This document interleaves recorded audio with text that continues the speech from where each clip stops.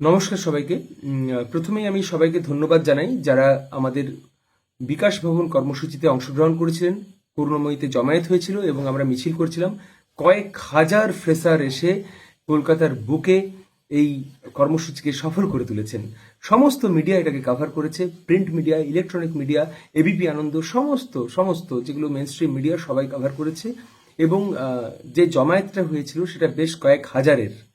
তাই এটা কলকাতার বুকে প্রথম আন্দোলন যেটা আপনারা সবাই মিলে এটাকে সফল করলেন।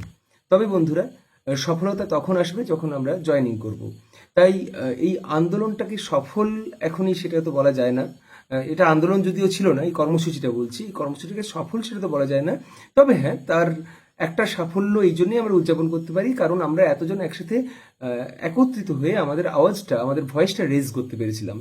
আমাদের ডাকে সাড়া দিয়ে, আমাদের উপর বিশ্বাস করে আপনারা সবাই নর্থ বেঙ্গল, মালদা, মুর্শিদাবাদ, কোচবিহার, সমস্ত জায়গা থেকে, এত দূর দূর থেকে, এবং আমাদের তো সাউথ বেঙ্গল রয়েছে, বাঁকুড়া, পুরুলিয়া, মেদিনীপুর, বীরভূম, সমস্ত ডিস্ট্রিক্ট, আমি সব ডিস্ট্রিক্ট বলছি না, কিন্তু সমস্ত ডিস্ট্রিক্ট থেকেই আপনারা সব ফ্রেশার্সরা দলে দলে যোগ হয়ে সংখ্যাটাকে কয়েক হাজার করেছিলেন। তো সেটার যে ভয়েস রেজ করা দরকার ছিল বা সরকারকে বোঝানো দরকার ছিল যে আমরা কষ্টে আছি, যন্ত্রণায় আছি, আমাদের কান্নাটা যে মহানগরীকে শোনানোর দরকার ছিল, সেটাতে আমরা সেই উদ্দেশ্যটা খানিকটা হলেও সফল। বাকি আমরা জয়েনিং করলে আমরা জানবো সফল হব, আলটিমেট সাকসেস পাবো। এরপর বিষয়টা হচ্ছে যে অনেকেই অপেক্ষা করে আছেন আমার আপডেটসের জন্য। আপনারা ইতিমধ্যে কানাকানি বিভিন্ন রকম খবরাখবর পেয়েছেন। তার কিছু খবর অথেন্টিক, কিছু খবর সত্যি, আবার কিছু খবর সম্পূর্ণভাবে সত্যি নয়। কিছু জন জেনে বুঝে বিভ্রান্তি ছড়াচ্ছে, কেউ কেউ আমার নামেও ভুলভাল তথ্য পরিবেশন করছে, এগুলো সঠিক নয়। প্রিন্ট মিডিয়াতেও বা ইলেকট্রনিক মিডিয়াতেও কিছু কিছু খবর বেরিয়েছে, যে খবরগুলোর মধ্যে অনেকটা অথেন্টিসিটি আছে।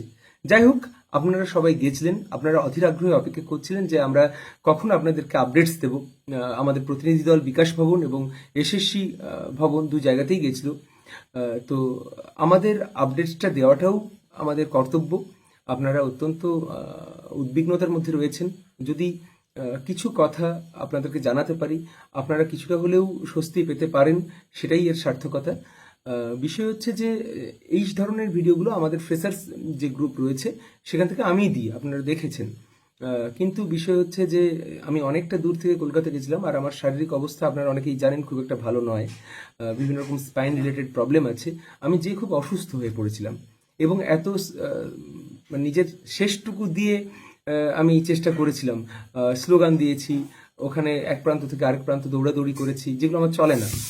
তাতে আমি খুব অসুস্থ হয়ে পড়ি, সেই জন্যে আমার কিছুটা দেরি হলো, তার জন্য আমি ক্ষমা প্রার্থী। আমি আমার যদি আগেই আপনাদেরকে বলতে পারতাম হয়তো আমার ভালো লাগতো, কিন্তু বিশ্বাস করুন এই কটা দিন আমার শারীরিক অসুস্থতার জন্য পারিনি, সবার ফোনও রিসিভ করতে পারিনি, সবারকে মেসেজও করতে পারিনি, বাট 90% ফোন রিসিভ করেছি, মেসেজে তাদের উত্তর দিয়েছি, চেষ্টা করেছি।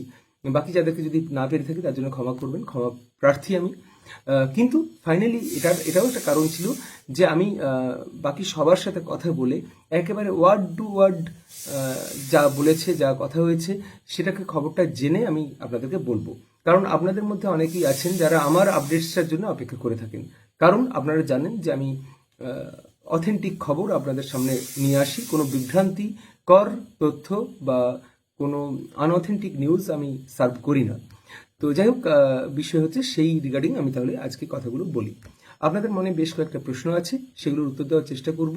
তবে তার আগে একটা ছোট্ট ডিসক্লেমার দিয়ে রাখি, যে কথাগুলোই বলি না কেন আমি আনসার হিসেবে, সেগুলো কিন্তু আমার কথা, আমার অ্যানালিসিস নয়, সেটা গভর্নমেন্টের যে বিকাশ ভবন রয়েছে, সরকার পরিচালিত বা অটোনোমাস বডি যাই বলুন কেন, এসএসসি ভবন রয়েছে বা বিকাশ ভবন রয়েছে, তাদের আধিকারিকরা আমাদেরকে যা যা বলেছে আমরা সেই কথাগুলোই আমি নিজের ভাষায় আপনাদের সামনে হাজির করব।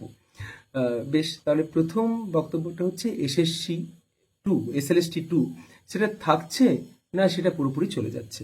ওনাদের সাথে কথা বলে আমি নিজেও শিক্ষামন্ত্রীর সাথে দেখা করতে গেছিলাম, শিক্ষামন্ত্রীর সাথে দেখা হয়নি, বাট ডিরেক্টর অফ স্কুল এডুকেশনের সাথে দেখা হয়েছে। তাদের সাথে আমিও নিজেও কথা বলে, এবং যারা যে প্রতিনিধি দল এসএসসি ভবনে গেছিল তারা আমরা কথা বলতে বলে যেটা বুঝতে পেরেছি, বা তারা যেটা বলেছে যে না এরকমটা নয় যে এসএলএসটি 2 হবে না, তারা অত্যন্ত সদর্থকভাবে বিষয়টাকে দেখছেন এবং প্রসেসটাকে এগিয়ে নিয়ে যাওয়ার কথাই ভাবছেন। দ্বিতীয় বিষয় হচ্ছে যে ইন্টারভিউ হবে কি না হবে, হলে কাদের হবে। ওনারা যেটা বলেছেন যে ইন্টারভিউ সবার হবে না, শুধুমাত্র একটা বিশেষ একটা দলের হবে। 3 নম্বর বিষয়টা হচ্ছে, তাহলে এই কাউন্সিলিং প্রসেসটা বা পুলিশ ভেরিফিকেশনটা সেটা থমকে দাঁড়িয়ে আছে কেন?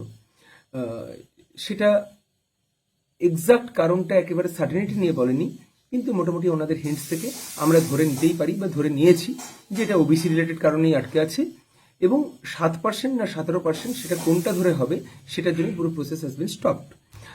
এরপর 7 না 17, তাহলে কোনটা ফাইনালি হচ্ছে? কোনটা ফাইনালি হচ্ছে সেটা ওনারাও ফাইনাল করে একেবারে সার্টেনিটি নিয়ে বলেননি, কিন্তু কথাবার্তা হবে হবে যেটা বুঝতে পেরেছি যে 7% হওয়ারই চান্স বেশি।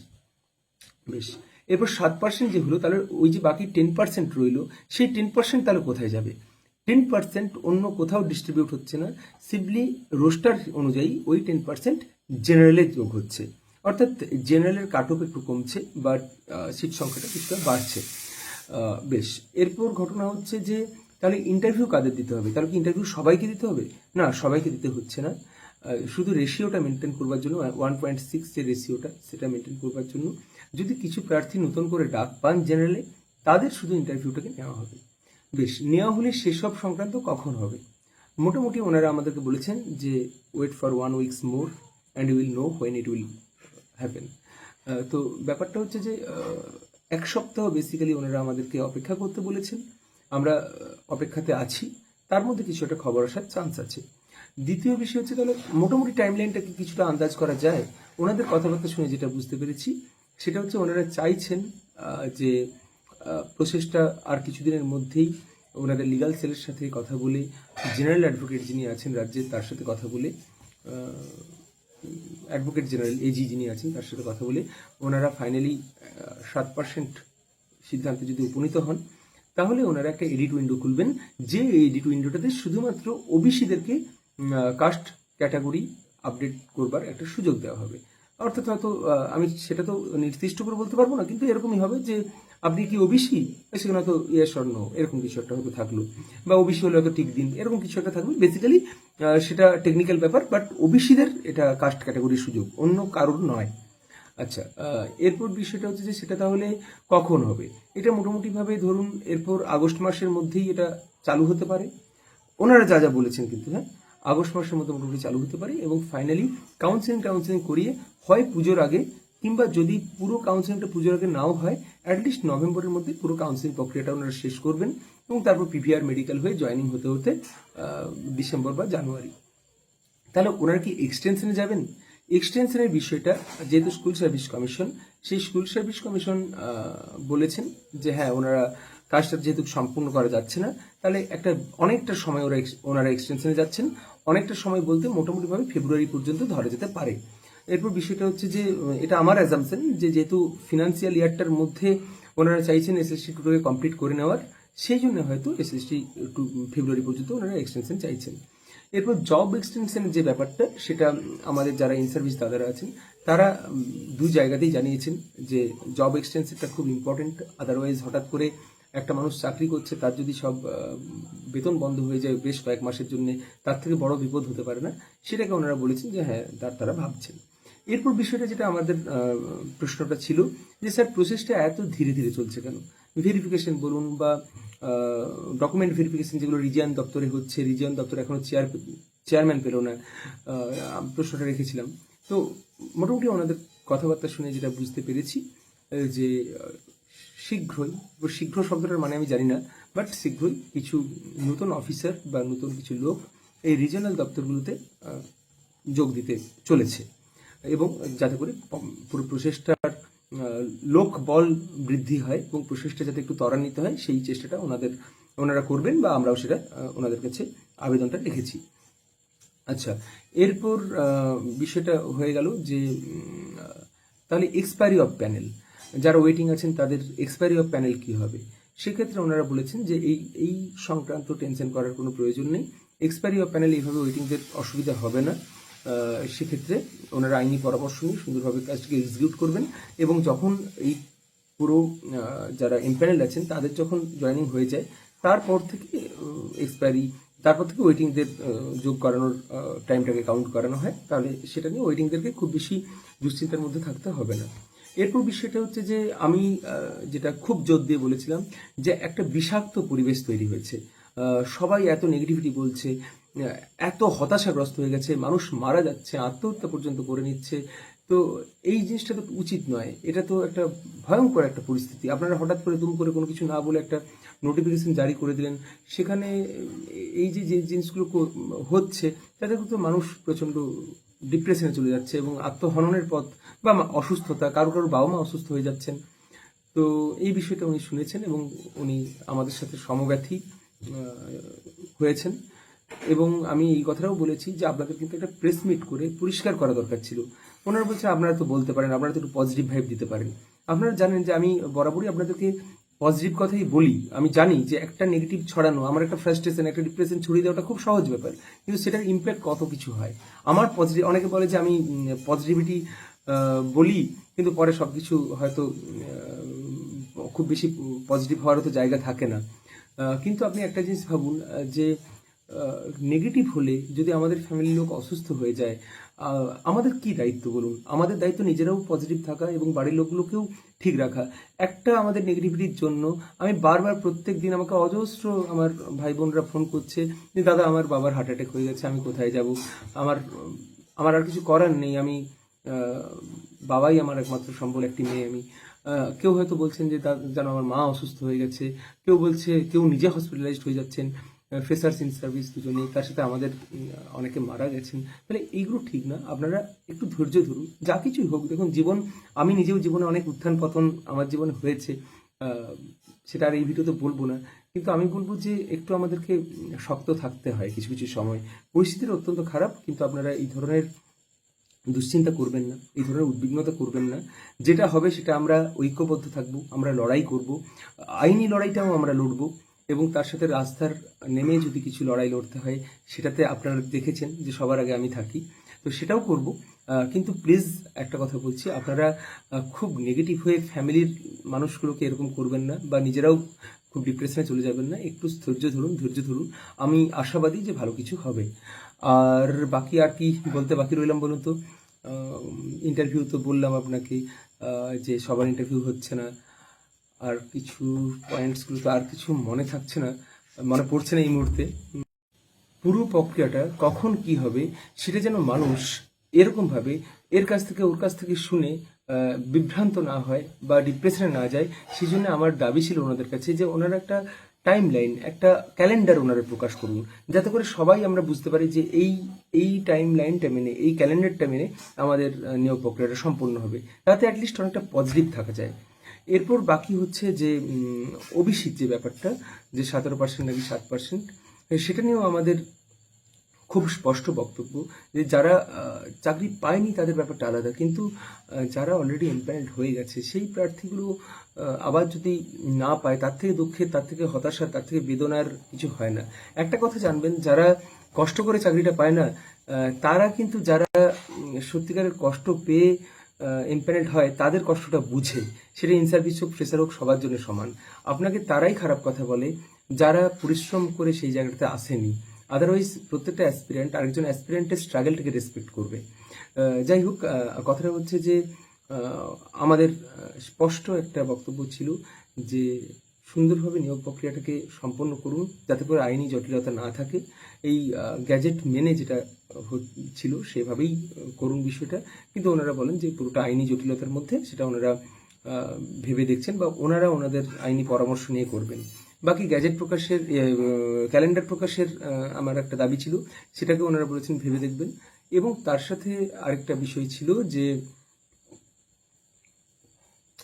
গ্যাজেট প্রকাশের দাবিটা তো বললাম। হ্যাঁ, আমার আরেকটা দাবি ছিল যে চেয়ারম্যান স্যার, তাকে আমরা যেন মিডিয়া বাইট দিতে দেখি। উনি মিডিয়াকে ফেস করুন, মিডিয়ার প্রশ্নের উত্তর দিন, এবং থ্রু মিডিয়া, কোনো বিক্ষিপ্ত পার্সন নয়, একদম মিডিয়ার মুখ থেকে, চেয়ারম্যানের মুখ থেকে, যারা 2025 এসএলএসটির চাকরির প্রার্থী, কল ফর ইন্টারভিউ 9-10 বা এমপ্যানেলড, তারা তাদের উত্তরগুলো পাক।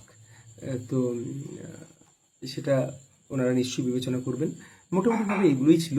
বাকি কারোর যদি কোনো মনে প্রশ্ন থাকে তাহলে আপনারা আমার কমেন্ট সেকশনে জানান, আমি আমার সাধ্যমতো উত্তর দেওয়ার চেষ্টা করব। সবাইকে আমার অনেক শ্রদ্ধা, ভালোবাসা, যথোচিত স্থানে শ্রদ্ধা, ভালোবাসা এবং নমস্কার। এবং একটা সংগ্রামী অভিনন্দন তো আপনাদের প্রাপ্য যারা এসেছিলেন। আর তার সাথে একটা কথাই বলবো, হার আমরা মানছি না, এই লড়াইটা আমরা জারি রাখবো। আপনারা আমার সাথে থাকুন, ভালো থাকুন, নিজে ভালো থাকুন, একটু খাওয়া দাওয়া করুন, একটু ঘুমন। জানি পরিস্থিতিটা খুব কঠিন, আমিও নিজেও হাসি মুখে হয়তো আপনাদের সাথে কথা বলি, কিন্তু টেনশন অ্যাংজাইটি আমরা মানুষ, আমাদের হয়। কিন্তু তবু বলবো, বাড়ির লোকগুলো আমাদের চেয়ে আছেন। ওখানে একটা কথা আমার খুব ভালো লেগেছে, যিনি ডিরেক্টর স্যার বলেছেন, আমি যখন এই কথাগুলো বললাম, উনি বললেন, উনিও লিটারেচার স্টুডেন্ট আমার মতো, উনি ওনারও সাহিত্য, ওনারও ইংলিশ সাবজেক্ট, সেটা নিয়েও পরে ওনার সাথে আমার অনেকক্ষণ কথা হলো কিড সেলি ওয়ার্ডসওয়ার্থকে নিয়ে। উনি খুব প্লিজড। তো ব্যাপার হচ্ছে যে উনি একটা কথা কিন্তু খুব ভালো বললেন, যে জানেন তো, যে প্রদীপ নিভে যায় সে তো দপ করে নিভে গেল। সেই প্রদীপ বুঝলেও না, জানলেও না যে কি হলো, কিন্তু সেই প্রদীপকে ঘিরে থাকা মানুষগুলো যারা প্রদীপের আলোতে আলোকিত হচ্ছে, তাদের জীবনটা চিরকালের জন্য অন্ধকার হয়ে যায়। তো এই কথাটা মনে রাখবেন, আপনার পরিবারের জন্য, আপনার বাবা মায়ের জন্য আপনি কিন্তু একটা প্রদীপ, যে প্রদীপটাকে 20 বছর, 25 বছর, 30 বছর, 35 বছর, 40 বছর ধরে তারা প্রজ্বলিত রেখেছেন। হঠাৎ করে আপনি হয়তো নিভে যাবেন, কিন্তু বিশ্বাস করুন, তারা যতদিন বাঁচবে তাদের জীবনটা কিন্তু অন্ধকার হয়ে যাবে। তারা তারা এই বয়সে না পারবে মরতে, না পারবে বাঁচতে। আর মরাটা খুব সহজ, ভীতু মানুষরা মরে যায় জট করে, এটা একটা ইম্পালস লাগে মরতে। কিন্তু কি জানেন তো, বেঁচে থাকাটা হচ্ছে খুব কঠিন। তাই এই বেঁচে আপনাদেরকে থাকতেই হবে, আপনার পরিবারের জন্য, আপনার বাবা মায়ের জন্য, আপনার বাচ্চাটার জন্য, আপনার শিশু, আপনার সন্তান, আপনার স্ত্রী, যারা আপনার আলোয় আলোকিত, যারা আপনি না থাকলে পুরো সব অন্ধকার হয়ে যাবে, তাদের জন্য বাঁচুন। আর যদি কেউ না থাকে, তাহলেও নিজের জন্য বাঁচুন। লাইফটা একবারই, চাকরিটা ইম্পর্টেন্ট নয়, জীবনে বেঁচে থাকাটা ইম্পর্টেন্ট। খারাপ সময় ভালো আসবেই, শুধু একটু শক্ত থাকুন, একটু ভালো থাকুন, আর ভালো মনে একটু স্ট্রং হয়ে আমরা ঐক্যবদ্ধ থাকি, আমরা আরও বেঁধে বেঁধে থাকি, আর আমাদের লড়াইটা জারি থাকুক। সবাই ভালো থাকবেন। পরের ভিডিওতে আবার দেখা হবে আপনাদের সাথে।